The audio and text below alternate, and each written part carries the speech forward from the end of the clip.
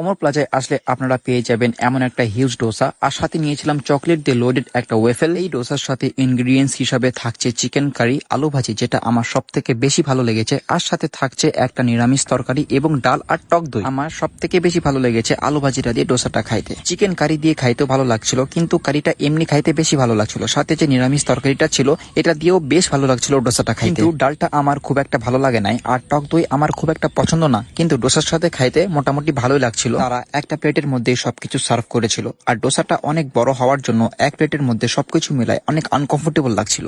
ডোসাটা একটা আলাদা প্লেটে সার্ভ করলে আই থিঙ্ক কমফোর্টেবল ভাবে খাওয়া যায়। তো এবার আসি ওয়েফেলে। মালোপাড়াতে যে ওয়েফেল স্টলটা ছিল সেটা বন্ধ হয়ে গেছে, তাই অনেকদিন ধরে ওয়েফেল খাওয়া হয় না। ওয়েফেল আমার অনেক পছন্দের একটা খাবার, আর রিসেন্টলি অমর প্লাজাতে একটা ওয়েফেলের স্টল ওপেন হয়েছে।